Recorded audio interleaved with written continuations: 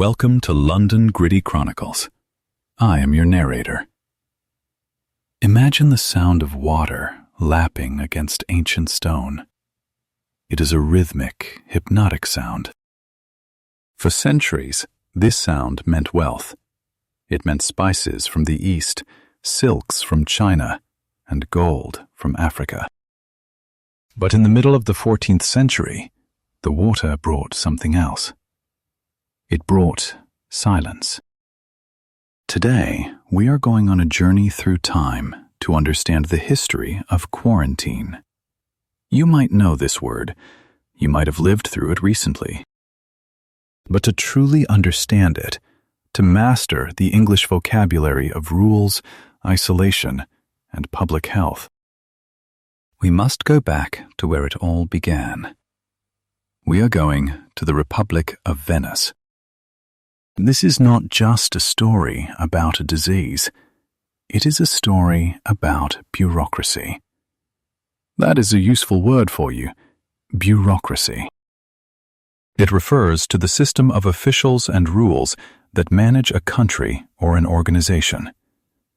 It is a story about how fear transformed into policy.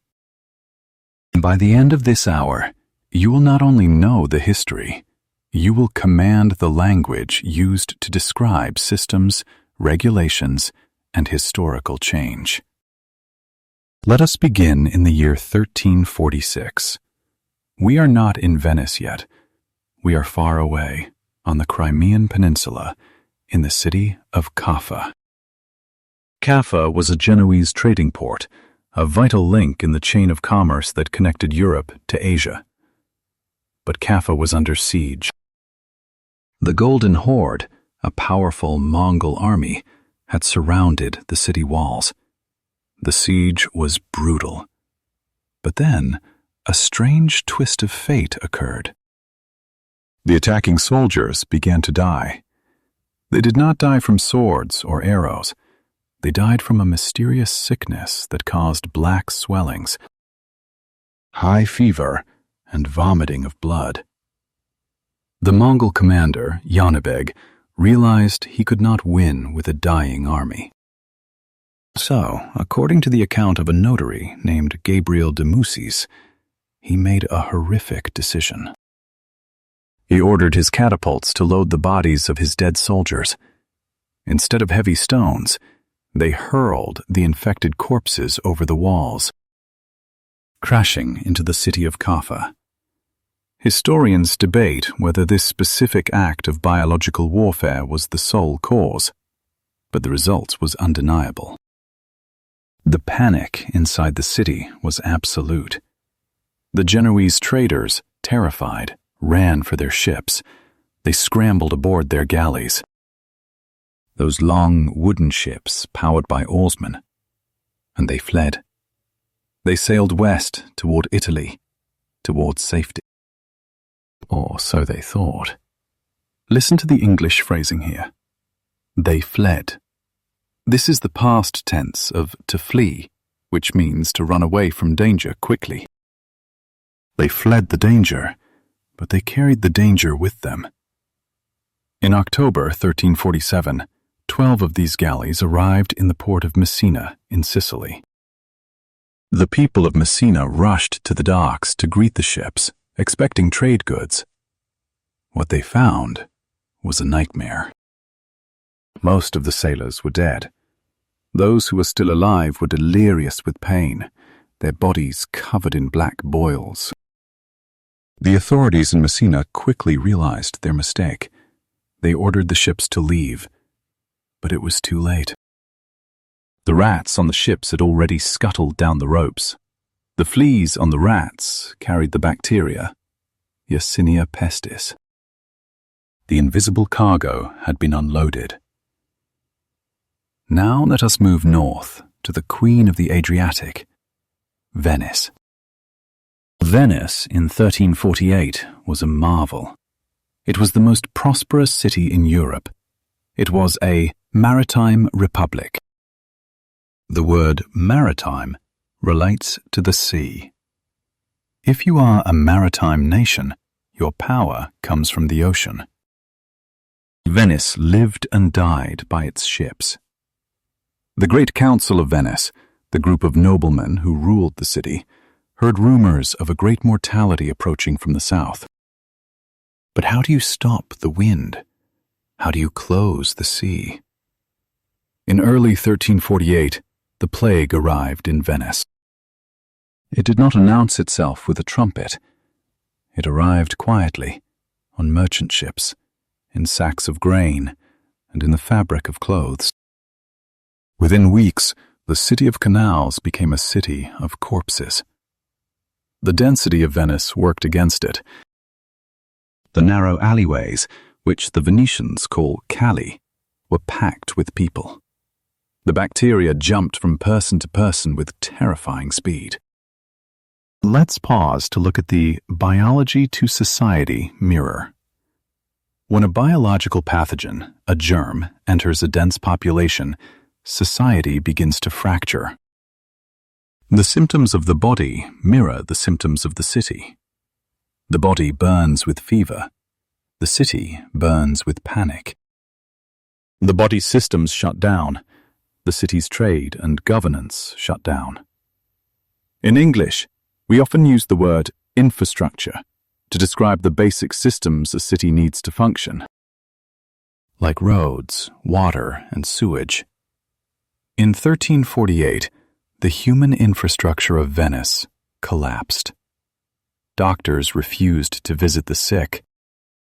Priests refused to hear the final confessions of the dying.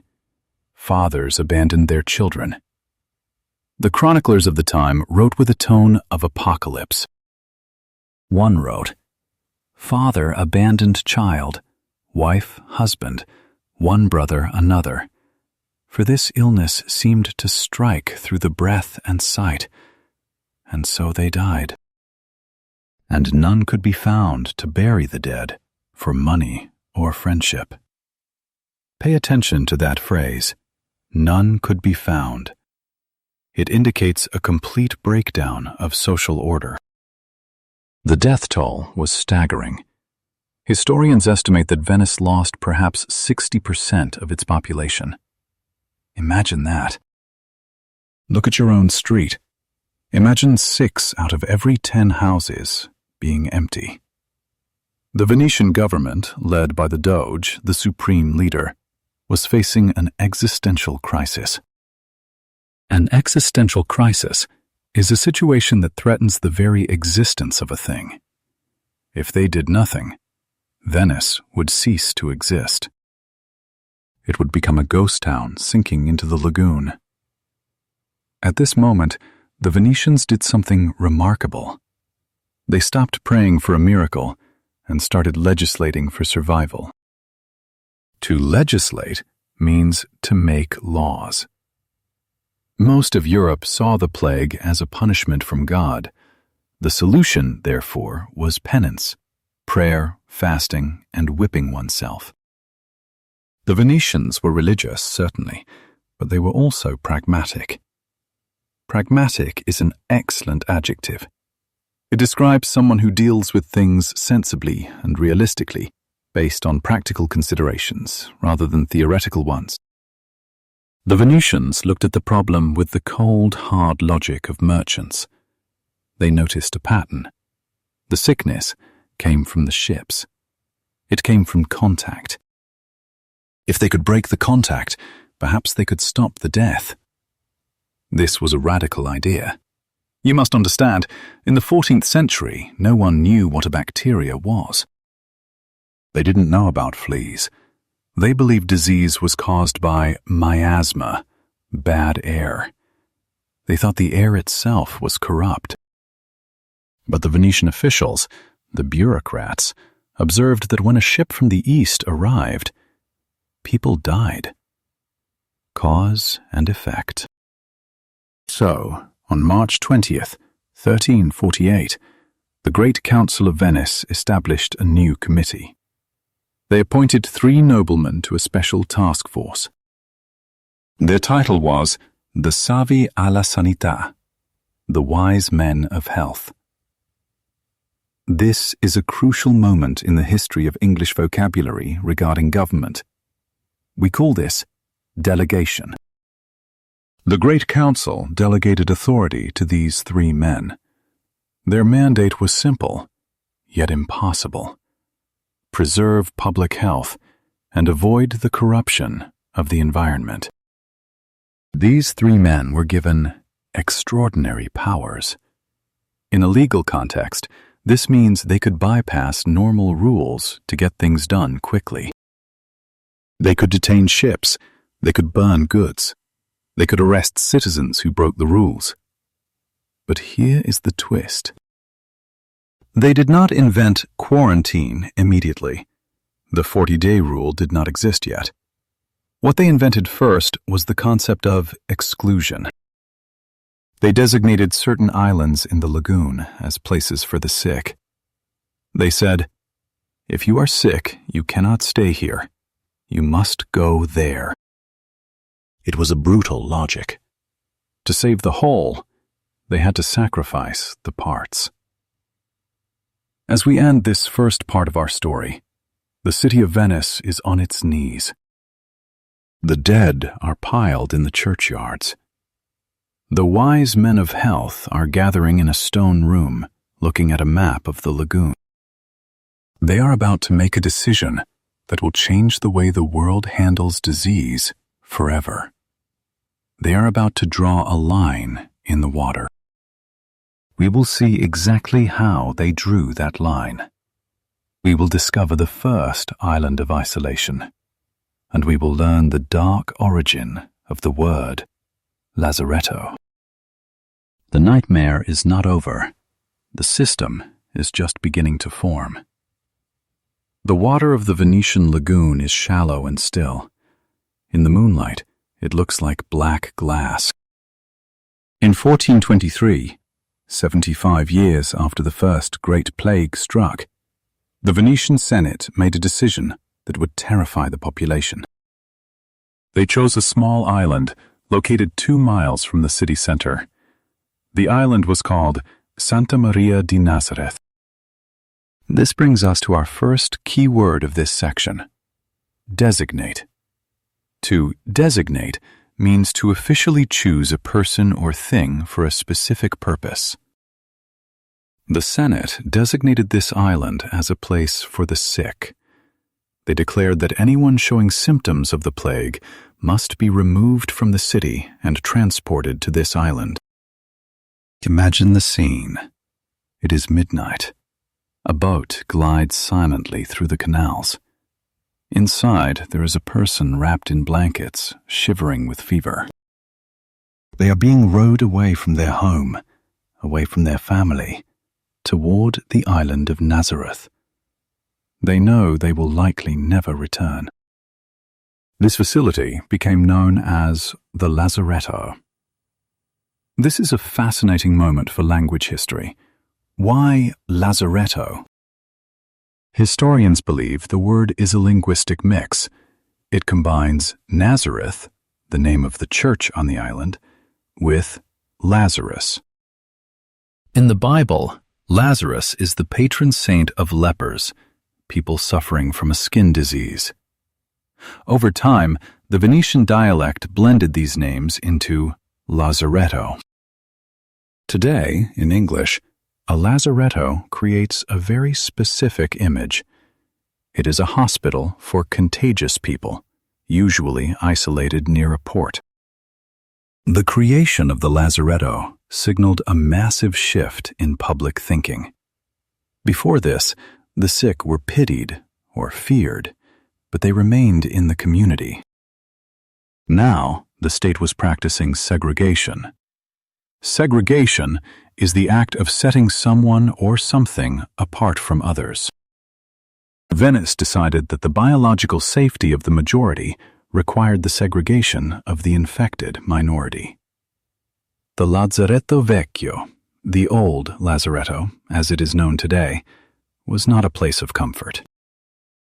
Archaeological digs on the island have found mass graves with thousands of skeletons packed tightly together.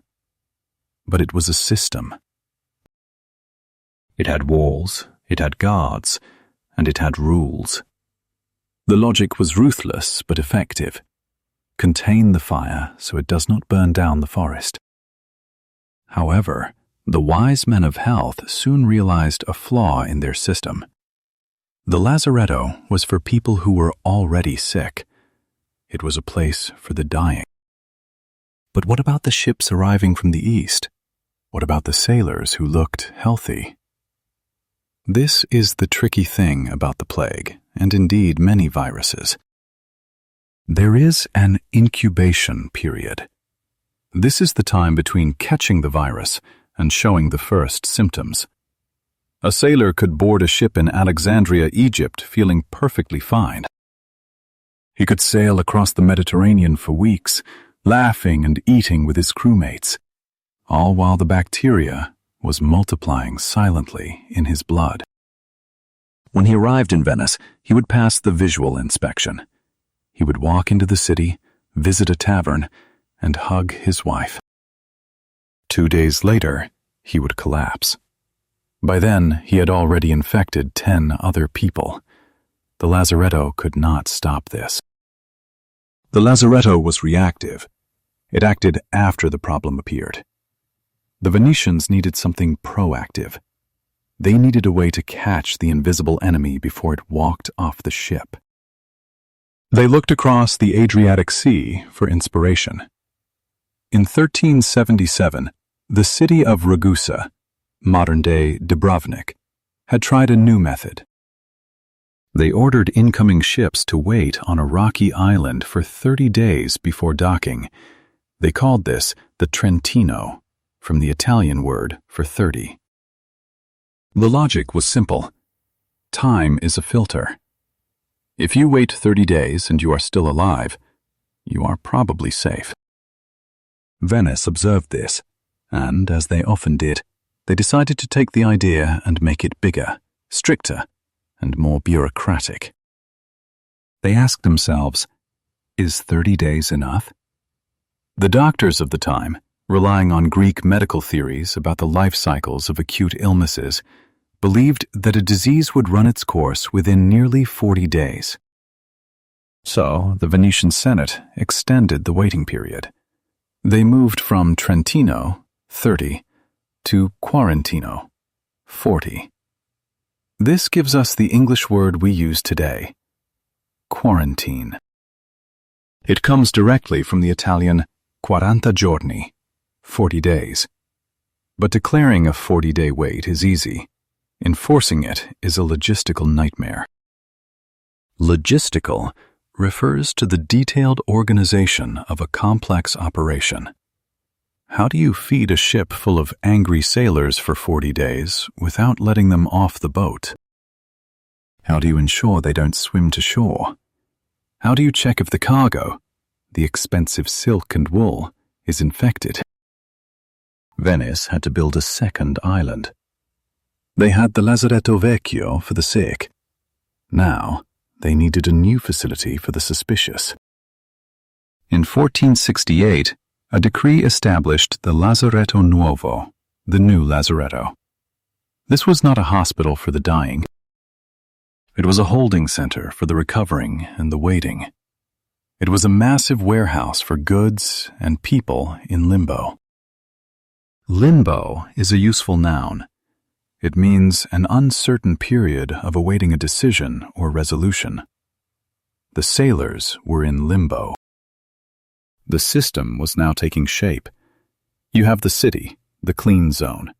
You have the old Lazaretto, the red zone for the sick. And you have the new Lazaretto, the gray zone for observation. The Venetians were building a complex biological border. But having the islands was not enough. They needed a way to process the information. They needed to know where the ships came from and what they were carrying. They needed data. And so, the Savi alla Sanità began to develop a weapon more powerful than stone walls. They developed the Health Pass. We will look at how Venice created the world's first intelligence network for disease, using spies, ambassadors, and paper slips to track death across the Mediterranean. We will learn how a piece of paper became the difference between life and death. A piece of paper weighs almost nothing. It can be torn by a child or burned by a candle. Yet, in the 16th century, a single sheet of paper held the power to freeze the economy of the Mediterranean. It was called the Fede di Sanità. In English, we call this the Bill of Health. Imagine you are a Venetian captain returning from Alexandria in the year 1500. You have sailed your galley through storms and pirate-infested waters. You see the bell tower of St. Mark's Square on the horizon. Your heart lifts. You are home. But you cannot enter. Not yet. First, you must stop at a checkpoint near the mouth of the lagoon. A small boat rows out to meet you. An official extends a long wooden pole with a clamp at the end. You must place your documents into the clamp. The official pulls the papers back to his boat, avoiding any physical touch with your hand. He opens the Fede di Sanità. This document was a certificate issued by the authorities of the port you departed from. It certified the health status of that city on the day you left. This brings us to a crucial concept in administrative English: verification. To verify means to make sure that something is true, accurate, or justified. The Venetian official is verifying your story. There were generally three types of bills. First, the clean bill, patente netta. This stated that the departure city was free of plague. If you had this, your quarantine might be short, perhaps just a few days of observation. Second, the suspect bill, patente toca. This meant rumors of sickness existed in the departure city, or you had stopped at a compromised port along the way. This guaranteed a strict quarantine at the Lazaretto Nuovo. Third, the foul bill, patente brutta. This was a disaster. It meant the port you came from was actively infected. If you carried a foul bill, you were a pariah. A pariah is an outcast, someone who is rejected by a community. But here is the problem with bureaucracy. Paper can lie. A corrupt official in Alexandria might accept a bribe to write a clean bill for a dirty ship. A desperate captain might forge a signature. So, the wise men of health developed a secondary layer of defense. They built an intelligence network. This acts as a fascinating society mirror to the human body. Your body has a nervous system that sends signals from your fingers to your brain. If you touch a hot stove, the signal travels instantly. Danger! Pull back! Venice built a nervous system for the Adriatic. They utilized their ambassadors, consuls, and merchants living abroad. These men were essentially health spies. If the plague broke out in Constantinople, the Venetian bailo, ambassador, would immediately write a coded letter. He would dispatch it via fast courier, men riding fresh horses, overland through the Balkans. The letter traveled faster than the ships. By the time the slow merchant galleys from Constantinople arrived at the Venetian lagoon, the Savi alla Sanità already knew the truth. The captain might hand over a clean bill, smiling and claiming all is well. But the magistrate would look at his ledger and say, "We received a report 3 weeks ago. Constantinople is burning. You are lying." This practice gives us the verb to corroborate. To corroborate means to confirm or give support to a statement, theory, or finding. The spy's letter corroborated the danger and invalidated the captain's documents. This information network was efficient, but it was not perfect. Sometimes the danger was not in the sailors, but in the cargo. Venice imported textiles, wool, cotton, silk, and carpets. These are organic materials. In the eyes of the health magistrates, these were susceptible goods. They believed the seeds of the disease, as they called them, could stick to the fibers of a wool coat. This leads us to the grim routine at the Lazaretto Nuovo. When a ship was sent to this island, the crew was taken off. The cargo was unloaded into massive open-air warehouses called tays. Then came the purgators. These were the workers responsible for purging or cleaning the goods. But they didn't wash the wool with soap. They used air. The purgators would open the bales of cotton and spread the fibers out. They would turn them over day after day, exposing every inch to the sea breeze and the sun. They believed the wind would blow away the miasma. Sometimes they would use fumigation. They burned aromatic herbs, rosemary, juniper, and sulfur, hoping the strong smoke would kill the pestilence. Fumigation is the action of purifying an area with the fumes of certain chemicals. But here is the terrifying part of the purgator's job. They were not just cleaners. They were human canaries. The health magistrates watched the purgators closely. If the workers handled the wool for a week and stayed healthy, the goods were declared safe. If the workers collapsed and died with black boils, well, then the system had worked. The infection was caught on the island, not in the city. The merchandise was burned and the loss was written off. It was a brutal calculus. A few low-ranking workers risked their lives to protect the thousands of citizens in the city center. By the mid-16th century, the Venetian system was the most advanced in the world. They had the islands, isolation. They had the 40-day rule, time. They had the bills of health, documentation. And they had the spy network, intelligence. But systems are made of people, and people are prone to breaking rules. Wealthy merchants did not like losing money while their ship sat idle for 40 days.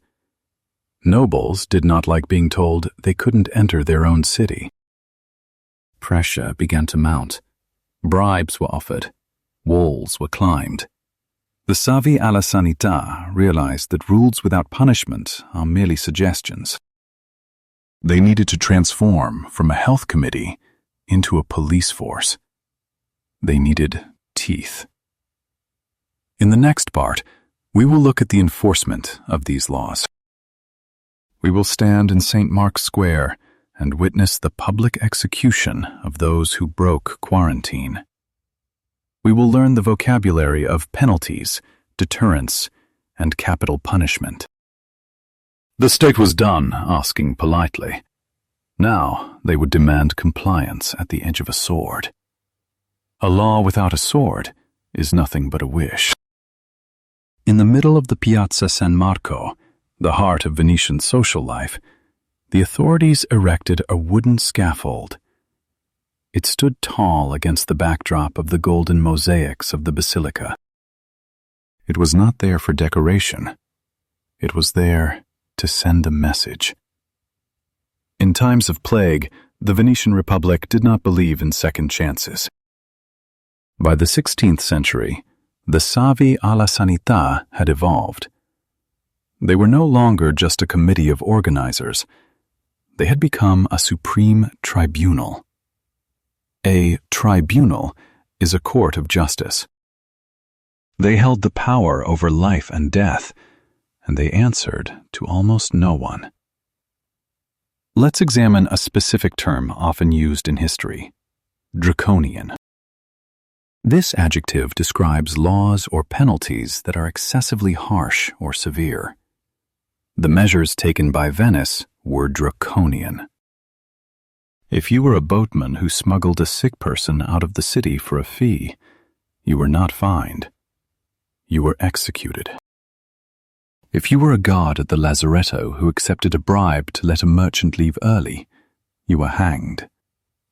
Why such extreme violence? The logic was based on a concept we call deterrence. To deter means to discourage someone from doing something through fear of the consequences. The execution of one smuggler in the public square was intended to deter 1,000 others from trying the same thing. During the devastating plague of 1576, the Savi issued a proclamation. Listen to the absolute authority in their language. Anyone who infringes the rules of health, of whatever condition or state they may be, shall suffer the penalty of death. Whatever condition or state meant that being a rich nobleman would not save you. The virus did not care about your rank, and neither did the Savi. There is a terrifying story from the archives. A nobleman was found hiding symptoms of the plague in his palazzo. He did not want to be dragged to the Lazaretto to die among the common people. He wanted to stay in his silk bed. The health magistrates found out. They did not just remove him, they boarded up the doors and windows of his house while he and his family were still inside. They turned his luxury home into his tomb. This creates a powerful biology to society mirror. Think of the human immune system. When your body detects a cell that has become cancerous or infected by a virus, it sends killer T cells to destroy that cell. The body sacrifices the cell to save the organism. The Venetian state acted exactly like a killer T cell. It eliminated the infected parts of society, the rule breakers, to preserve the life of the Republic. This era introduced a new category of crime: crimes against public health. Before this, a crime was usually something like theft, murder, or treason against the king. Now, breathing in the wrong place or hiding a fever was a crime against the collective body. For the English learner, there is a distinct vocabulary of compliance here. Compliance means the action of complying with a command. You follow the rules. The opposite is non-compliance or transgression.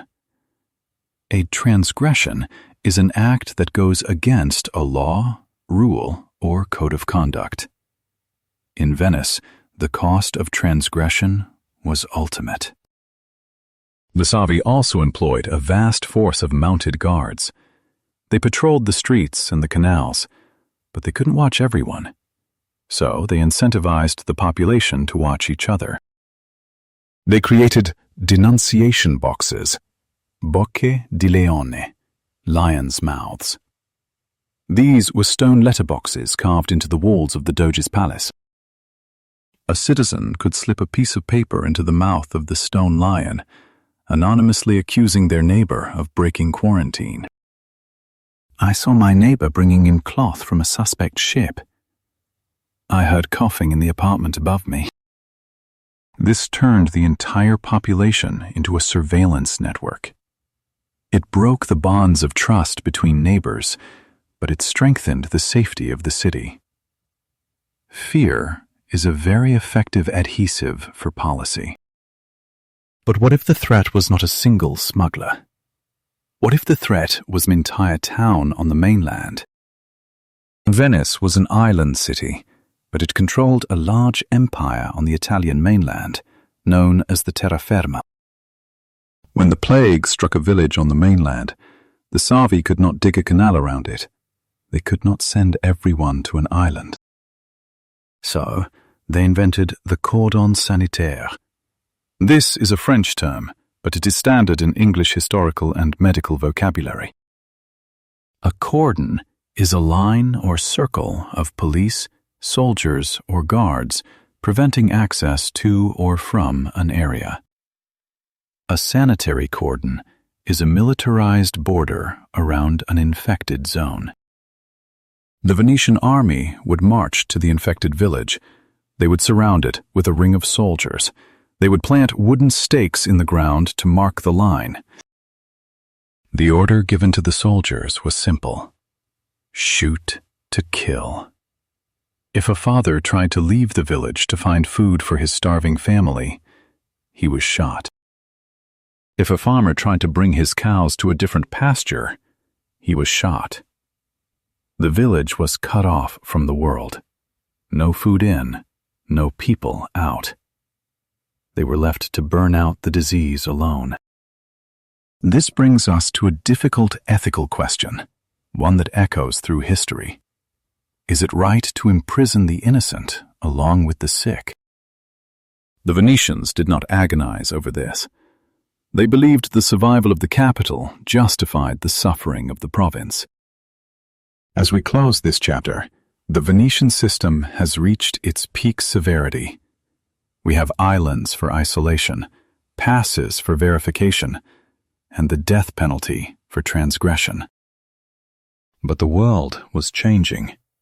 As the centuries moved on, trade became global. Ships became bigger. The plague was no longer the only threat. And the Italian method of quarantine began to spread to other nations, evolving into something even more complex. We will leave the canals of Venice and travel to the booming port of London. We will see how the English adopted these harsh Italian rules and how they clashed with the English idea of liberty. We will meet the searchers of the dead, women with a grim job and a powerful place in public health history. The fog of London does not smell like the salt air of Venice. In the 17th century, it smelled of coal smoke, unwashed bodies, and the River Thames. We have left the sunny Adriatic and arrived in England. The year is 1665. The Great Plague has gripped the city. Venice handled the plague by moving people out to the islands. London handled the plague by keeping people in. Imagine walking down a narrow, muddy street in London. You see a wooden door painted with a large red cross. Above the cross, someone has scrawled a desperate prayer. "Lord, have mercy upon us." Standing in front of that door is a man holding a heavy stick. He is a watchman. His job is simple: make sure the door does not open. Inside that house, a tragedy is unfolding. One person has the plague, but the law, known as the plague orders, demands that the entire household be shut up. This creates a specific English phrasal verb: to shut up. In modern conversation, this is a rude way to tell someone to be quiet. But in 1665, it meant to imprison a family inside their own home. The healthy father, the mother, and the children are locked in with the dying patient. They are breathing the same air, drinking from the same cups. The English policy effectively condemned the healthy to death alongside the sick. It was a household quarantine. This brings us to a key difference in strategy. Venice used segregation, separating the sick from the healthy. London used containment, keeping the sickness inside a specific box. But how did the authorities know which houses to paint with a red cross? They didn't have modern doctors in every street. Instead, they relied on a group of people who have become legendary in the history of public health: the searchers of the dead. Searcher is a noun derived from the verb to search. These were not medical professionals. They were usually elderly women, often poor, who lived on the charity of the parish. A parish is a local district with its own church and priest. It was the basic unit of local government in England. When someone died, the church bell would toll. The searchers would be summoned. These women would enter the silent house. They carried white wands, so people would know who they were and stay away from them. Their job was to examine the naked body of the deceased. They were looking for the tokens. Token is a word we usually use for a coin or a symbol. In this historical context, tokens referred to the specific physical signs of the plague, the purple spots or the hard, swollen lumps in the armpits or groin. If the searchers saw the tokens, they reported it to the parish clerk. The clerk would write "plague" in the ledger. The house would be shut up. The Red Cross would be painted. But this system had a flaw. It was built on human interpretation, and humans are easily influenced. Imagine you are a wealthy merchant in London. Your servant dies of the plague. You know that if the searchers report plague, your house will be boarded up for a month. Your business will stop. You might die. So, when the old women arrive with their white wands, you might place a silver coin in their hands. You might suggest that perhaps the servant died of spotted fever, or consumption, or old age. The searchers, who were very poor, often took the money. This gives us the vocabulary of corruption. Corruption is dishonest or fraudulent conduct by those in power, typically involving bribery. Because of this corruption, the official records of the time, called the Bills of Mortality, were often inaccurate. They undercounted the plague. They hid the truth behind safer words. Despite the bribery, the English system introduced a vital concept to the world: surveillance. Surveillance comes from the French for watching over. It is the close observation of a suspected spy or criminal. In this case, the government was observing the biological status of the population. Every week, the parish clerks of London printed a list. It showed exactly how many people had died and from what causes. These bills of mortality were sold on the street for a penny. This was revolutionary. For the first time, the public could see the data. They could track the epidemic neighborhood by neighborhood. Is the plague rising in the West? No. The bill says it is high in the East. This is the birth of epidemiology, the study of how diseases spread and how to control them. It started not with scientists in white coats, but with poor women carrying sticks and clerks writing lists in dusty books. The London method was cruel. Shutting up houses caused immense suffering and likely increased the death toll within families. But it established a precedent. The government has the right to enter your home and limit your freedom if it protects the public good. As the plague receded in the late 17th century, the idea of quarantine did not disappear. It expanded. It moved from the city streets to the national borders. Nations began to realize that disease was not just a local tragedy. It was an international security threat. We will jump forward to the 19th century. We will see the rise of the sanitary police and the global cholera pandemics. We will learn how the language of quarantine shifted from isolation to sanitation, and how a debate exploded between those who wanted to block ships and those who wanted to clean the streets. The 19th century was the age of steam, smoke, and speed.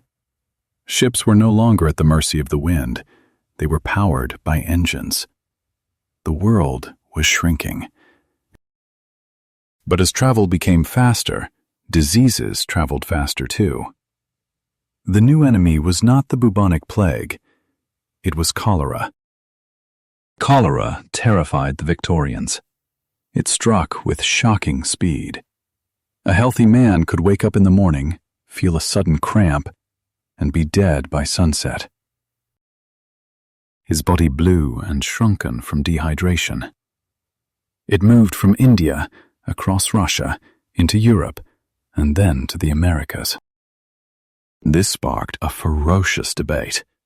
It was a battle of ideas that gives us two critical opposing terms: contagionism versus miasmatism. Let's break these down. Contagionism is the belief that disease is spread by direct contact, touching a sick person or their clothes. If you are a contagionist, you love quarantine. You want to block the ships, close the borders, and build walls. You believe the enemy is external. It is coming from over there.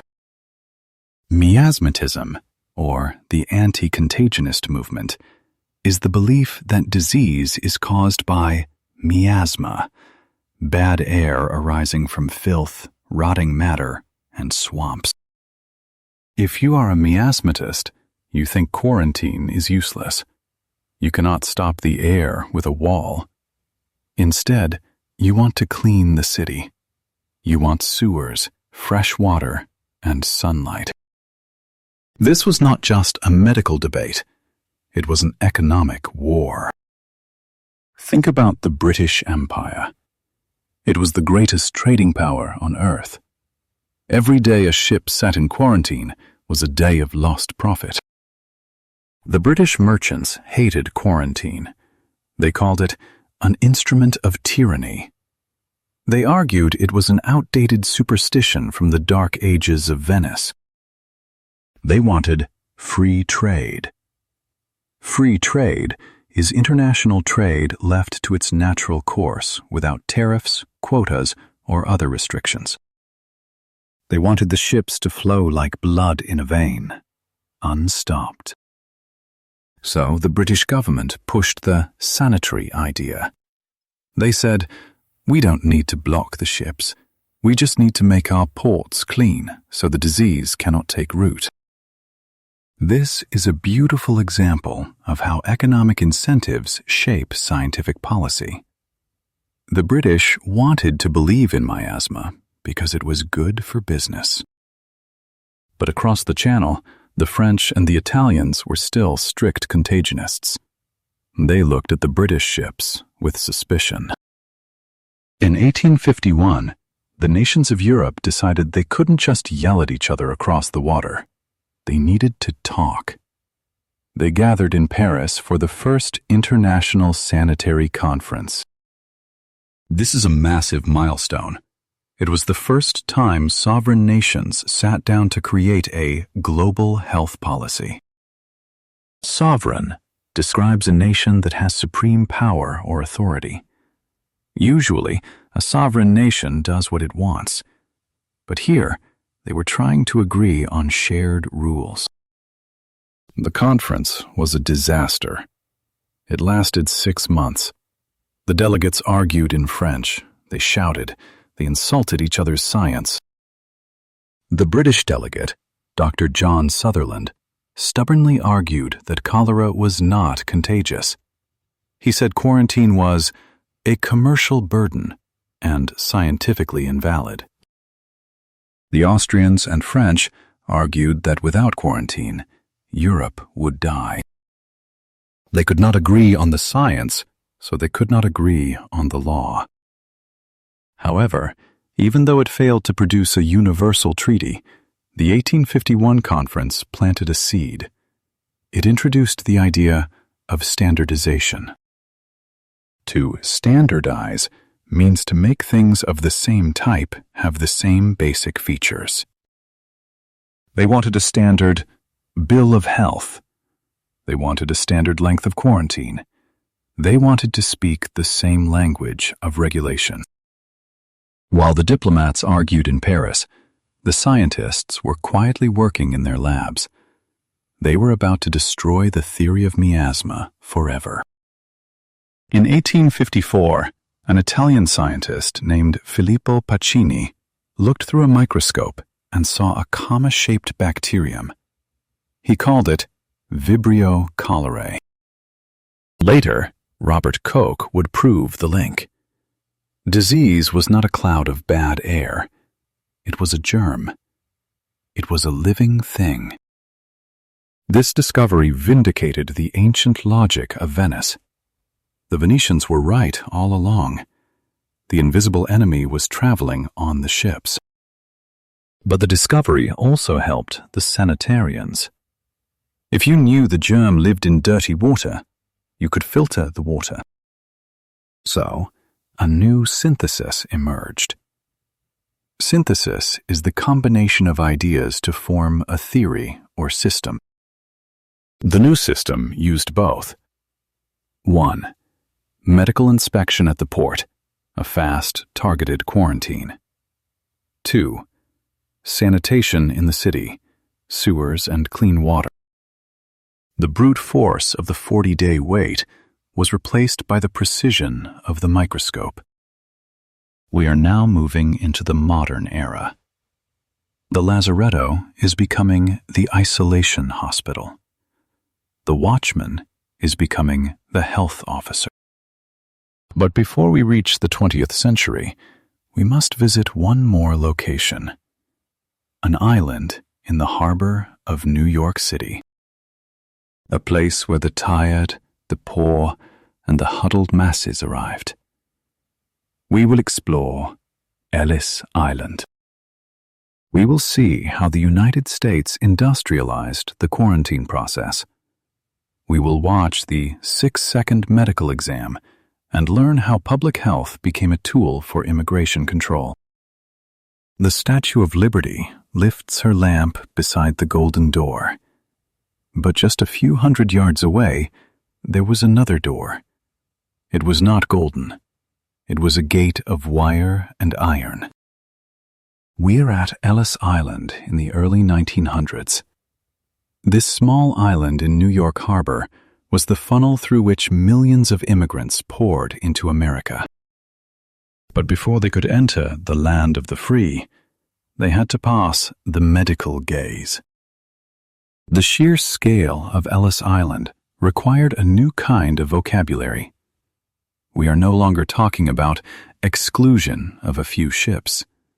We are talking about processing. To process, in a bureaucratic sense, means to deal with someone using an official procedure. Imagine the noise. Thousands of people speaking Italian, Polish, Russian, Yiddish, Greek. They are dragging their trunks and carrying their babies. They are exhausted. They walk up a steep staircase to the Great Hall. This staircase was the first test. Doctors stood at the top, watching. They weren't just greeting people, they were analyzing them. Did the immigrants stop to catch their breath? Possible heart problem. Did they limp? Possible deformity. Did they look confused? Possible mental defect. This was known as the 6-second physical. That is all the time you had to prove you were healthy enough for America. 6 seconds. If a doctor saw something suspicious, he would use a piece of chalk to mark a code on the immigrant's coat. This is a brutal but efficient use of classification. Classification is the action or process of classifying something according to shared qualities. A chalk H meant heart. A chalk L meant lameness. A chalk X meant mental defect. A chalk E meant eyes. The E was the most feared mark of all. It stood for trachoma. Trachoma is a contagious bacterial infection of the eye. It causes the inner eyelid to become rough and can lead to blindness. To check for it, the doctors used a button hook, a small metal tool used for buttoning shoes. They would hook it under the immigrant's eyelid and flip it inside out. It was painful and terrifying. If you had trachoma, you were not just sent to a hospital. You were often marked for deportation. Deportation is the action of deporting a foreigner from a country. It means sending them back. Imagine the heartbreak. A family sells everything they own in Sicily. They travel across the ocean. They arrive in New York. The father passes. The mother passes. But the daughter has red eyes. The button hook flips her eyelid. Chalk mark. E. The daughter must go back to Europe. The family must choose. Go back with her or separate. This era of quarantine teaches us about the intersection of health and nativism. Nativism is the policy of protecting the interests of native-born or established inhabitants against those of immigrants. Public health laws were sometimes used as a shield for prejudice. It was easy to label a group of people unclean or diseased to justify keeping them out. But Ellis Island also had a hospital complex on the south side of the island. It was one of the most advanced in the world. Here, the goal was rehabilitation. Rehabilitation implies restoring someone to health or normal life. If an immigrant was sick with something curable, America would heal them first and then let them in. This was a more humane evolution of the Venetian Lazaretto. One famous story from this time involves a woman named Mary Mallon. You might know her by her nickname, Typhoid Mary. Mary was an Irish immigrant. She was a cook for wealthy families in New York. She made excellent peach ice cream. But everywhere Mary worked, people got typhoid fever. Mary herself was healthy. She was an asymptomatic carrier.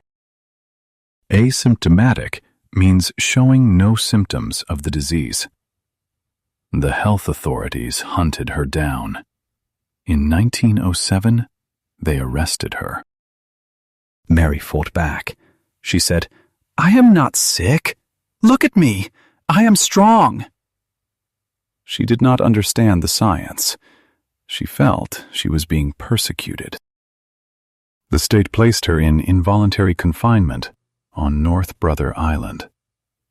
Involuntary means done against someone's will. They kept her there for 3 years. Then they released her on one condition. She must never cook for anyone again. Mary agreed. She changed her name. She went back to cooking. 5 years later, an outbreak occurred at a maternity hospital. The cook was Mary. They arrested her again. This time, they did not let her go. She spent the final 23 years of her life in isolation on the island. The story of Typhoid Mary forces us to ask, does the state have the right to imprison a healthy person forever because they are dangerous to others? The legal vocabulary here is civil liberties versus public safety. Civil liberties are personal guarantees and freedoms that the government cannot abridge. Quarantine is the exact point where civil liberties end and public safety begins.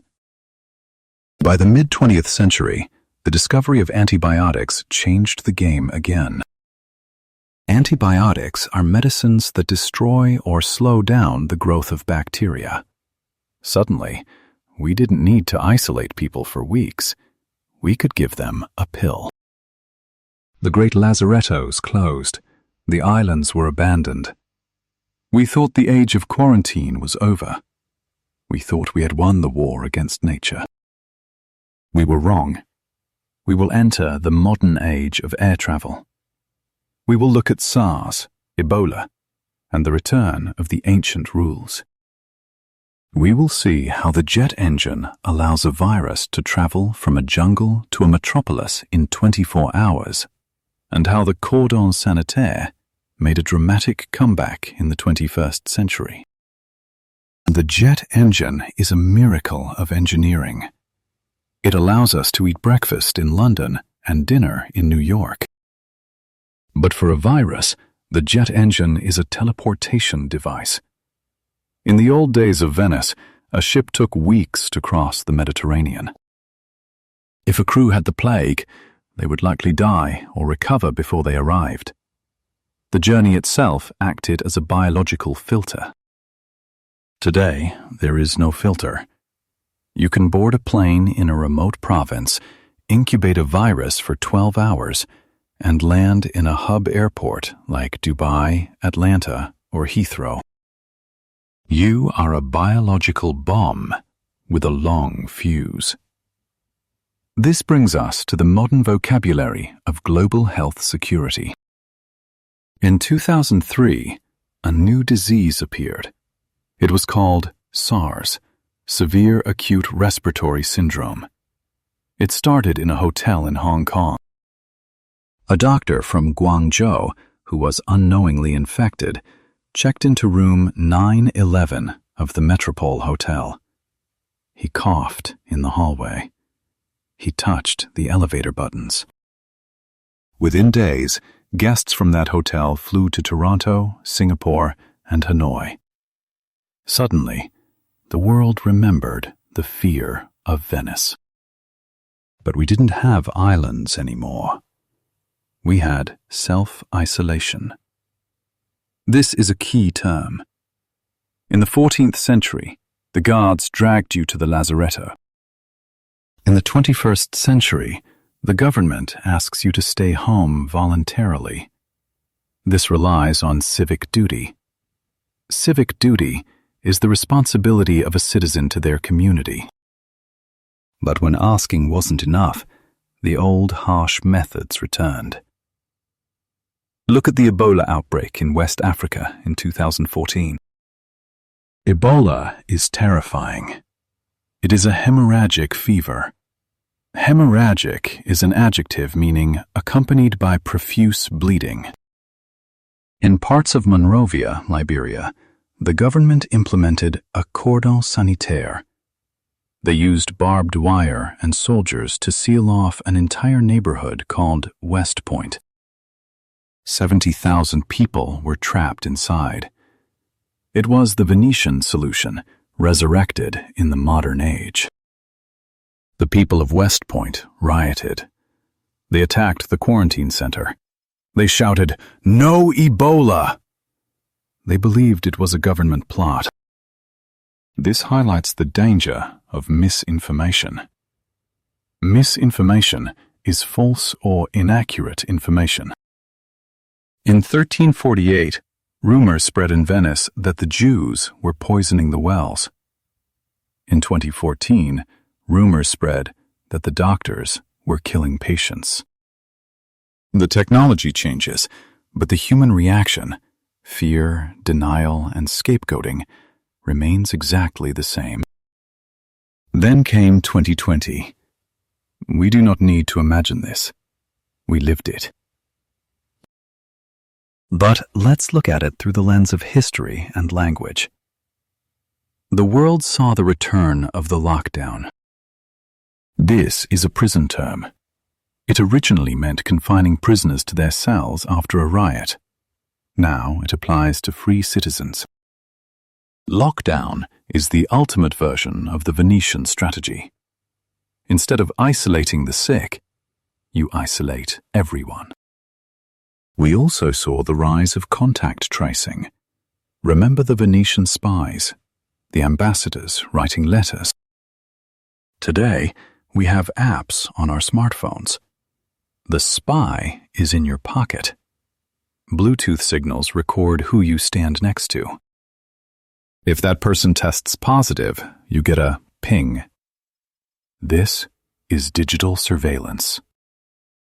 The debate that started with the searches of the dead in London is now about data privacy. Do we have the right to keep our movements secret? Or does the state have the right to know where we are to stop a plague?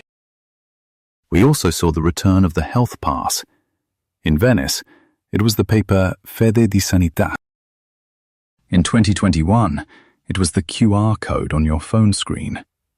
Green means go. Red means stop. The logic is identical, only the medium has changed. Paper to pixels. One of the most interesting linguistic shifts was the term social distancing. This is an awkward phrase. Humans are social animals. We need connection. Physical distancing would be more accurate, but social distancing stuck. It implies a change in behavior, not just geometry. During this time, we also learned about supply chains. A supply chain is the sequence of processes involved in the production and distribution of a commodity. Just as Venice depended on grain ships, we depend on container ships. When the port of Shanghai closed due to a lockdown, factories in Germany stopped. The biology to society mirror cracked again. A virus in a worker's lung caused a shortage of computer chips in a car factory 5,000 miles away. The modern quarantine is a paradox. A paradox is a situation that combines contradictory features. We are more connected than ever, yet we must stay apart. We have advanced science, yet we use the same basic tool, isolation, that was invented in 1377.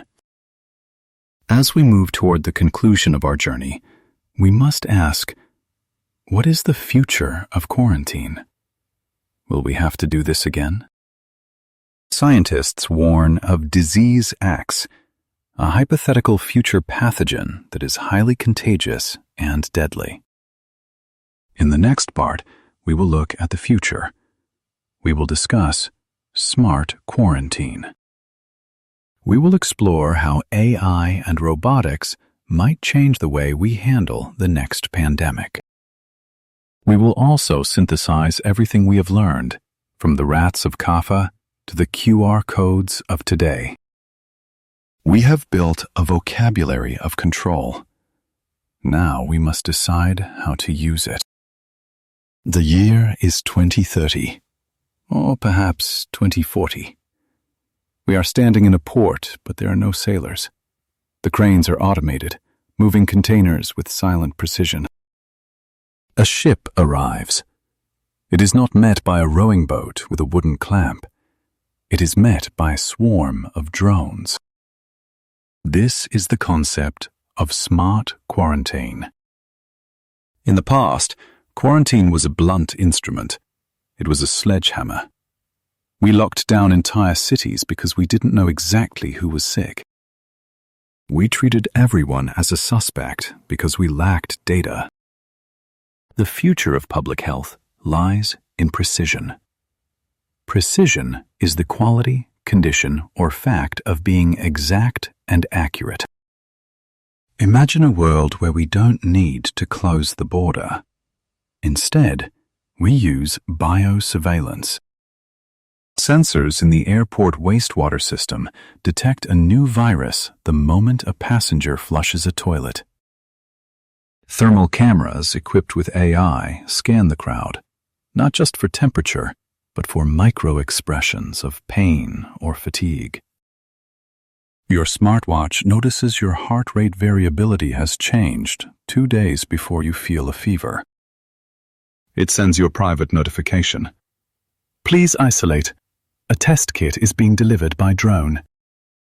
This sounds like science fiction, but the vocabulary of this future is already being written. We are moving from reactive measures, waiting for the sick to die, to predictive measures. Predictive means relating to or having the effect of predicting something. If we can predict the outbreak, we can stop it before it requires a lockdown. But this future carries a heavy price. The price is privacy. In Venice, the lion's mouth box allowed neighbors to spy on each other. In the future, the lion's mouth is everywhere. It is the internet. It is our devices. This brings us back to the core conflict we have traced through history: the collective versus the individual. Venice chose the collective. They sacrificed the individual merchant for the safety of the city. London chose the collective, but with a clumsy, corrupt hand. The United States at Ellis Island chose the protection of the nation over the dreams of the immigrant. What will we choose? As English learners, you now possess a powerful toolkit of words. You can describe these choices. You know the difference between segregation and containment. You understand the weight of draconian laws and the necessity of compliance. You can discuss the infrastructure of health and the logistics of survival. Let's review the emotional wave of our story. We started with awe/curiosity at the strange death of the Mongol soldiers. We moved to dread as the Black Death swallowed Venice. We found control as the wise men of health built their islands and wrote their laws. We saw human resilience as the purgators cleaned the wool and the immigrants faced the doctors. History is not a straight line. It is a spiral. We come back to the same problems, but at a higher level of complexity. The Venetians used stone walls. We use firewalls. The Venetians used vinegar. We use vaccines. But the logic, the Venetian logic, remains the foundation. 40 giorni. 40 days. That arbitrary number, chosen because of Greek medicine and biblical symbolism, shaped the modern world. It taught us that we can master nature if we are willing to be ruthless with ourselves. We have one final part remaining. We will not introduce new history. Instead, we will consolidate your learning. We will take the key vocabulary words, the institutional language, and weave them into a final manifesto. We will look at the legacy of Venice one last time, standing on the empty island of Lazaretto Vecchio today, where the bones of the ancestors still lie under the soil. We will answer the final question: did the system work? And what does it mean to be safe? The water of the Venetian lagoon is still, today, just as it was in 1348. If you take a private boat out to the Lazaretto Vecchio now, you will find a quiet place. For centuries, it was abandoned. The buildings where the sick groaned and prayed are covered in ivy. The ground is uneven, shaped by the mass graves beneath the grass. Stray cats wander through the ruins of the warehouses. It is a peaceful graveyard, but it is also a monument to human ingenuity. As we stand here at the end of our journey, we must ask the final question. Did it work?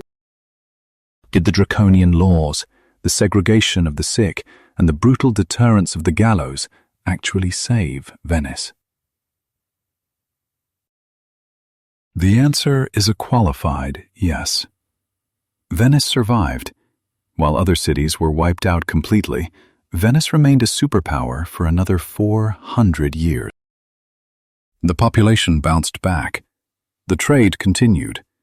The system of quarantine did not stop every death, but it prevented the total collapse of the state.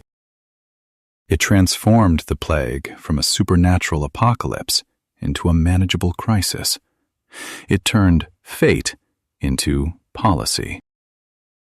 Let's consolidate the language of control one last time. This is your manifesto of institutional English. We learned that a government must first designate the threat. It cannot fight what it cannot name. Then it builds infrastructure, like the Lazaretto, to manage the physical reality of the problem. It creates a bureaucracy to oversee the rules, appointing officials like the wise men of health.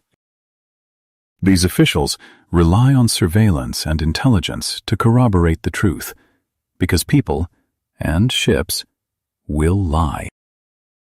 They issue documents for verification, like the health pass, creating a paper trail of safety. And finally, they demand compliance. If the citizen commits a transgression, the state responds with enforcement. This vocabulary is not just about the 14th century. It is the vocabulary of the 21st century. It is the language you hear on the news today. When you hear a leader talk about protocols, mitigation, or containment, you are hearing the echoes of the Venetian Senate. The story of quarantine is the story of the social contract. This is a philosophical idea. It means that we, as individuals, agree to give up some of our absolute freedom in exchange for safety. We agree to wait 40 days. We agree to show our papers. We agree to stay inside when the Red Cross is painted on the door. We do this because the alternative is Caffa. The alternative is the catapults loading the dead. The alternative is chaos. Venice taught us that civilization is fragile. It is built on health. Without health, there is no trade, no art, and no law. So, the next time you travel and you stand in that long line at the border control, the next time you show your passport to a tired official behind a glass screen, do not just feel annoyed. Remember the Lazaretto. Remember the purgators turning the wool in the wind. Remember the searches of the dead. You are standing in a line that stretches back 700 years. You are part of a system designed to keep the silence of the grave away from the noise of the living city. The water laps against the stone. The ship creates a wake. The bell tower rings. The city breathes.